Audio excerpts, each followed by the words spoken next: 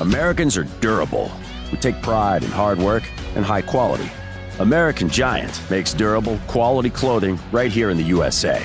Because what we wear reflects who we are. When you buy American Giant, you're not just wearing the best clothes money can buy. You're helping keep jobs and pride in your own backyard. Premium clothing built to last decades, like it should. Get 20% off your first order at american-giant.com with code RightHere24. This meeting is being recorded. Welcome, welcome, welcome. This is Edna White, your host for Keeping It Real on Purpose. Thank you today for being here, and I am totally excited to have a guest with us that's going to talk about marriage and trauma, but she'll share that. Her name is Terri Kozlowski. I always get stuck. My audience knows me by now. I just demolish names, but I did good. I'm doing better. You did good. I love it. So, welcome to the show. How are you today? I'm great, Edna. How are you today? I'm doing terrific. So tell us how you show up in the world. I show up as a very purposefully authentic person. I am my authentic self all the time. I live here in the South, outside of Atlanta, Georgia, and you don't see many girls running around in cowgirl hats and cowgirl boots. And, you know, that is who I authentically am.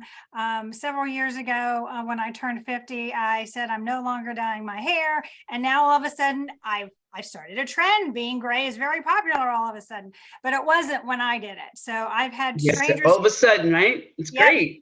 And all of a sudden I have people coming up to me, telling me how brave I was, how beautiful I am, and all because I chose to be authentically me.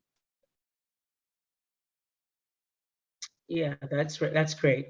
That's awesome. So talk to us about, marriage and how to deal with your own trauma in the marriage. Talk to us about that. We'd love to hear that. So as a child, I had childhood trauma. The short version is at 11 years old, my mother, who was a drug addict and alcoholic, allowed 3 men to take away my innocence so she could have free drugs, while she and her best friend stood in the corner of the room watching. And then she disappeared for 3 days, left my sister and I alone. And then I grew up very quickly. Not that I hadn't already gone through the whole thing of being a child of an alcoholic when all that codependency comes in. So I had all that going on. And then I had the child sexual trauma. And as you grow out of that, I was 11, number one. I didn't know really what happened. I didn't know what sex was at the time. And also that occurred in 1980. So I came home and I told my dad I needed therapy. And most 11-year-olds don't know what therapy is, especially back in 1980. And so he took me very seriously. And that Monday morning, I was in therapy. And I stayed in therapy for 5 years. But they didn't know what to do with me because, number one, I didn't tell them what happened. And number two, child sexual abuse wasn't talked about. And if it did happen, I mean, we know it happened because it's happened for generations after generation after generation. But now there's not a stigma against even sharing that it's happened to you because we've gotten brave. Men and women have gotten brave and have now spoken up about the trauma that they have endured. And in doing so, we're now going through a whole generation of people that are healing from their child trauma, and then also stopping that from becoming generational patterns of behavior, because it was in my mother's background as well. She was sexually. So we have generational patterns here that, broke with me. No more abuse is happening after me. So that is our number one goal. If you have been traumatized as a child, our number one goal is heal. And our second goal is to make sure we don't pass on that generational trauma to somebody else. However, when we grow up and we get married and, we're still struggling with several things. I think people get married too young, and because in your 20s, you don't know who you are yet. And, absolutely. Totally agree. And when you don't know who you are, you try to build your life with someone who also doesn't know who they are. You're going to have conflict, not just because you don't know who each other really is, Mhm. but also that trauma comes up. And trauma comes up in all kinds of different ways. Right, And right. sexual trauma comes up in the bedroom. And I was married to my first husband for 7 years, and my trauma occurred when I was 11. He and I married when I was 20. I had a baby at 21, and at 27, we were divorcing. Yeah. And during that time period, one of the things that he knew of my trauma, because I was one of those people that was upfront about it, because I didn't Right. want to knowingly hurt you because of a trigger for me. So I made it Right. very clear up front that I had certain triggers and I didn't want buttons and not have a pleasant experience with me. So because I was open about it, he thought I was dealing. And at one point, near the time where we divorced,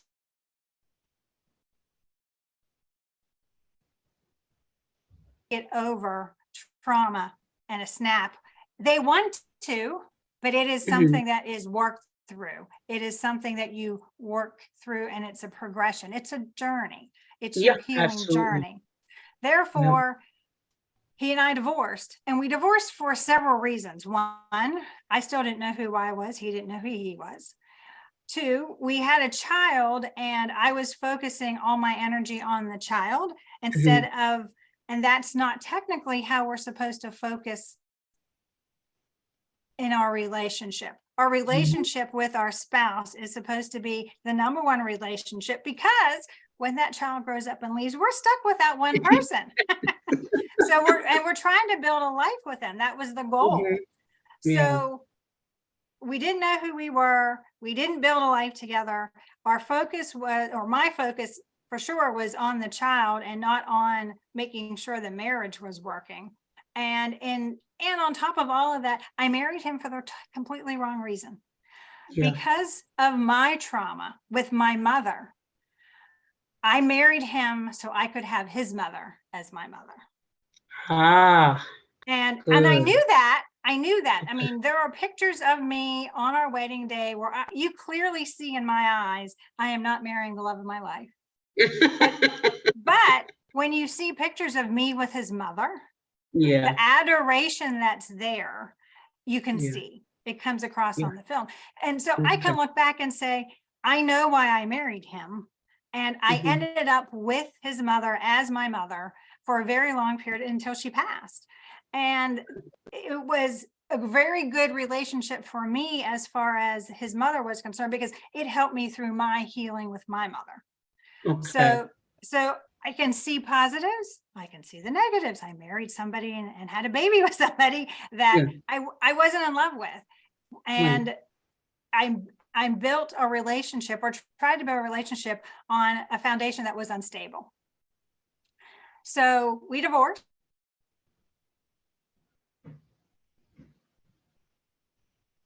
That I would have to deal with this man, because we had a 5-year-old son together, and I had to deal with this man for at least another 15 years, if not longer. And so I gave him the house. I gave him everything that he didn't think I was taking away anything from him. But I took my son, and I took the minimum child support, and yet we maintained a friendly relationship the entire time we raised our son. My son's now 30 and married, and he got married last year, and my ex-husband and I and my current husband were all at the wedding, sat at the same table, had lovely conversations.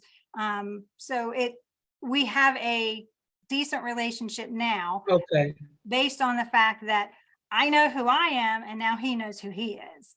And we share a son, and we both know who he is and our roles in his life.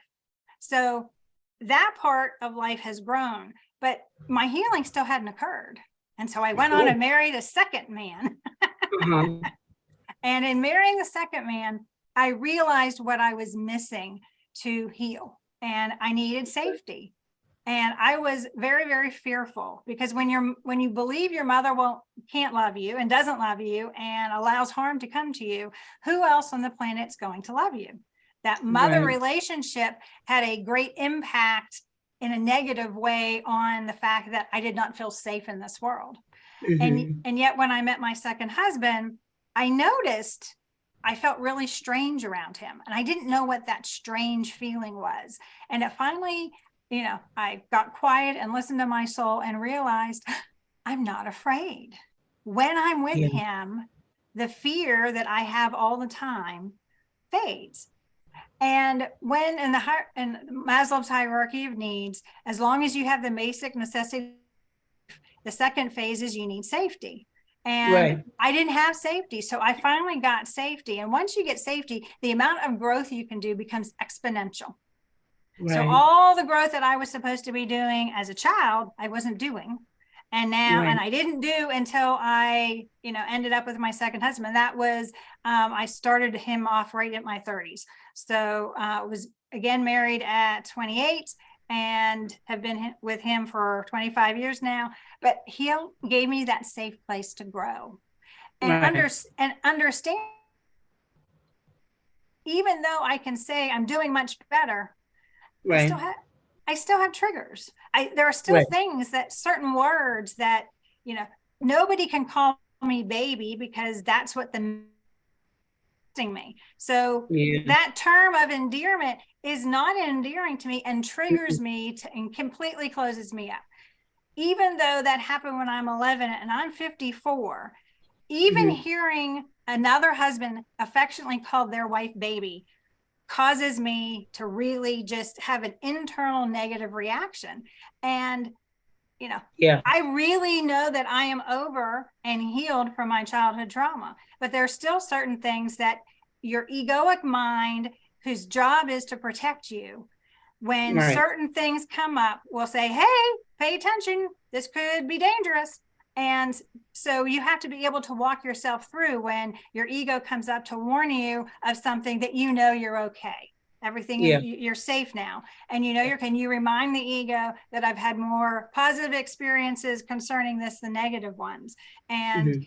allow yourself to walk through that initial angst that occurs. Okay. You're communicating clearly, you're making sure Mhm. that you let your spouse know what your triggers are so that Right. they avoid them because they Right. love you and they don't want to trigger you.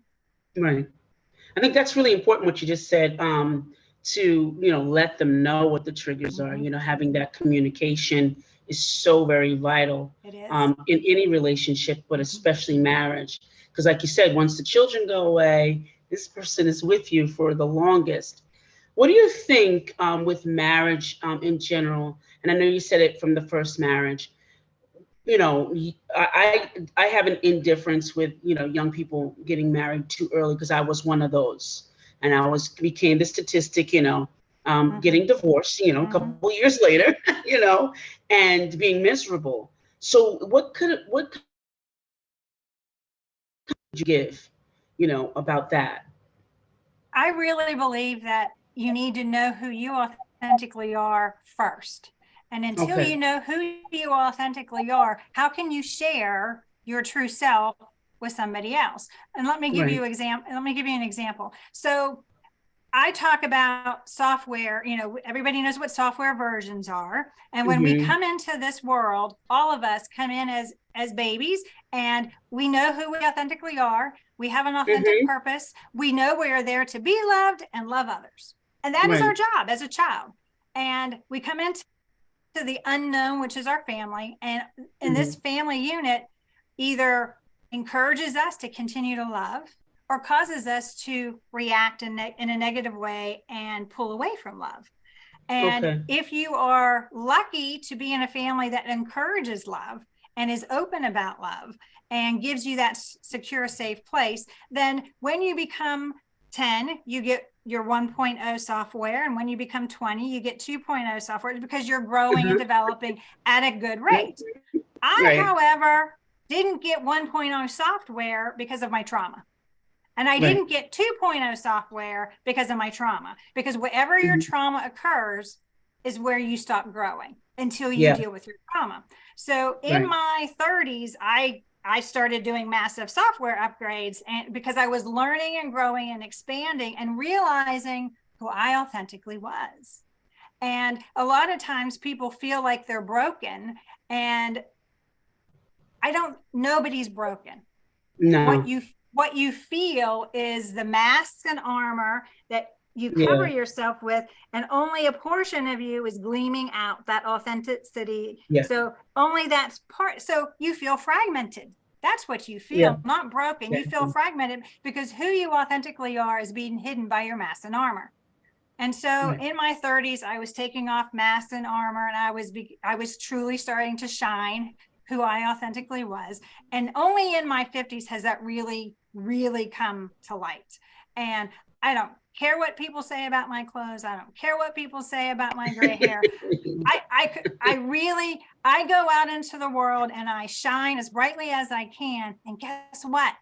People love it, because people, Edna, as you know, if you go up to somebody and say, hey, do you want me to be me, or do you want me to be whatever you want me to be? Well, most people want you to be who you authentically are. You know, they don't want you to put on a mask for them. They want you to be who they truly are. And for me to do that, and that's what you want from your audience. So why can't we? That's really what people want. They don't want to see the fragmented pieces of only the parts that you think is safe for others to see. Exactly. They want to really get to know. We have enough of that already. We have social media for that. You know, we have all of that. Correct. And really and truly, when you truly authentically connect with somebody, that's how the best healing and the fastest healing occurs, is through those authentic connections where you can see, hey, you're just like me. We have all this in common. And we just met each other, and we have all these commonalities because we are all so much more alike than we are different. Oh, absolutely. I totally agree with that statement. Oh, you gave us a lot of great information. Is there something else that you can give us regarding your own trauma? How do you kind of get together with your partner? You know, I know you said to communicate, but how do you really get together on that trauma part? And really, when did it change for you? What step? Let me just say that. What step? So through the healing process, one of the things that was difficult at first was because my mother was an alcoholic, my husband, both of my husbands would drink alcohol, and not to excess, and are not mean, not mean at all. Violent, And my mother was extremely typically to me, because I would protect my sister from it.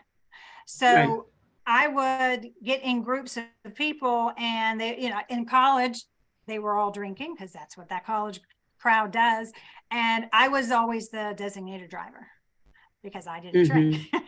So I found roles I could play. But for me, realizing that the angst with alcohol was my issue, nobody else's, is where the responsibility comes in. Oh, that's good. And the two pivotal moments in my life where I completely altered my perception, one was I was 18 years old, and I had a male friend tell me that I got something out of playing the victim. Now, I got very angry at that statement because who are you to tell me anything about my victimology? But he said it in a loving way, and he meant for me to think about it. Yeah. Young people don't. They listen to all the chatter of friends and family members, but they don't actually get quiet and see what they authentically believe and think about the matter. And when I did that, I realized, I do get something out of playing the victim. Because when you play the victim, and when you say, hey, I was traumatized as a child, especially in that time that I was growing up in the 80s, it was something that people didn't know how to react to. So what did they do? They ran away. And that's exactly what I wanted. I wanted to be left alone. So I was getting a benefit of playing the victim. So I decided that, and the second thing, a survivor instead of a victim. And that Mhm. mindset shift meant that I had to take responsibility from this day Right. forward. And I, at Mhm. that point, as a survivor, cannot blame my mother, cannot blame the sexual abuse, Right. cannot blame those three men. I have to take responsibility for how I move forward from here. Yeah. And guess what that does? That takes a powerless girl and makes her a wonder powerful woman. And it empowered me to realize that they never took power away from me. I gave it away after the trauma. Right. Yes, they took it during the actual event, but afterwards, for almost 2 full decades, I gave them that power every day because I didn't take it for myself. And so when I switched from being a victim to a Mhm. survivor, the two things occurred. I empowered myself to be responsible and make my life what I wanted it to be. And the second thing Okay. was I allowed myself then to dream again. Because I was always focused backward. When you focus on the past, it causes depression. And that's Yeah. what depression is that you are focusing on the past instead of your present moment. But Mhm. I'm an overachiever. I did a complete 180 and Yeah. I focused then on the future, and my fear of the future then became anxiety. And so Right. so I was depressed for about 10 years, and I became anxious for about 10 years. And then it occurred to me, because I was focusing on the future. So then it occurred to me, hey, in the present moment, I'm having a lovely conversation with Edna. We're laughing and carrying on, and I get to wear my hat, and we're having a good time. In the present moment, Yeah. everything's good. There is no fear. Yeah. Everything is fine in the present moment. So if we stay fully present and live our lives in that present moment, then Yeah. everything is okay.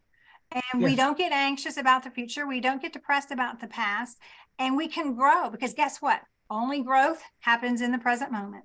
Only learning Yeah. happens in the present moment. That's good. Only love happens in the present moment. Everything Mhm. about the life you want happens in the present moment. And that's Yeah. where we need to live. Yeah. That is excellent. That's great stuff. So far, we've been talking about living in the present moment, and being in the present moment seems to be one thing that helps you Mhm. stay focused, and not have all the anxiety. I, like you, I'm always thinking about the future. And I get anxious. It's like I'm anxious. I'm anxious. So Yep. I know that that's one of my Mhm. things. So I have to talk to myself. Cut it out. It's not that bad. Cut it out. And again, you gotta, like, I like what you said about, I call it the martyrdom syndrome. Mhm. Some people like to stay there, and Mhm. thankfully you had a good friend that told you, hey, you're getting a payoff for this. Like, Yep. you need to move from there to another, a transition from that. And that was really, really great, and you were able to think about it in your head and within yourself and say, hey, I do get a payoff for this. Mhm. So it helped you kind of grow from that, move on. and Correct. and, and yeah, so that's good. That's good. So what do you have on the horizon coming up? Well, Anything? I have a sequel to my book, Raven Transcending Fear, called Soul Yeah. Solutions, that is in the process of being edited. So that should be Okay. coming out on the horizons. Raven Transcending Fear is the story of me overcoming my child sexual abuse. It is a step-by-step process of how I transcended the fear and to start living the life that I always dreamt I wanted to have. So that's what that book is about. Okay. Soul Solutions is really and truly the different things that I've learned on the other side of the transcending process. And Okay. Raven is, I'm Native American, and Raven is the clan that is of the Athabascan tribe that I belong to. And I also did some research on the raven, and like the raven was the first bird that Noah released from the ark, and it never came back because Mhm. it's resourceful. And also, Edgar Allan Poe did a disservice to the raven by associating it with Yeah. death. However, the reason the raven is at death is because it's there to transcend the spirit to the next realm. So Yeah. there's that transcending process again. So that's where the title came from. And that's also the cover for the book. So Soul Solutions is also the name of my podcast. I too have a podcast, and that comes out every week. And they're short action points that you can walk away with to help you overcome your fears and limiting beliefs. Wonderful, wonderful. How can we, the audience, kind of get in touch with you in social media? TerriKozlowski.com, TerriKozlowski.com. And on Facebook, I have the Soul Solutions is the Facebook group that I have, and people can come in and join, and I help them. And then, of course, Okay, so now we heard about, like, you know, what you really went through and everything. Tell us one fun fact about you that little people know about. I used to be a What? my husband rides a Goldwing, and and so I'm a co-writer.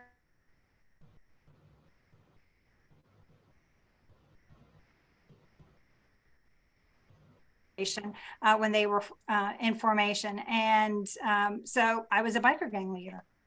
Oh wow, that's a fun fact. That is a fun fact. So what could you leave with my audience, just to encourage them, whether they be in marriage or, you know, being an author? What could you share with them to encourage them? I want everybody to understand and realize that right now, just as you are more than enough. Just as you are. So many of us think that we are unworthy for some unknown reason. And the reality is, let's look at a baby, an infant that comes into this world, can't do anything, can't speak, can't tell you it loves you, can't do anything. You have to give everything to that infant. And yet we love it unconditionally. You haven't changed from that infant because you've grown. You haven't changed from being lovable and worthy because you were put on this planet for a purpose. And as long as you find who you authentically are and live that purpose, you are more than enough just as you are. Yeah, that's wonderful. Well, thank you, Terri, for being here. And this brings us to the end of the show. We want to say thank you, audience. And remember, everything that that Terri shared with us about herself and her contact information will be below the video. Thanks so much, and see you real soon. Thank you.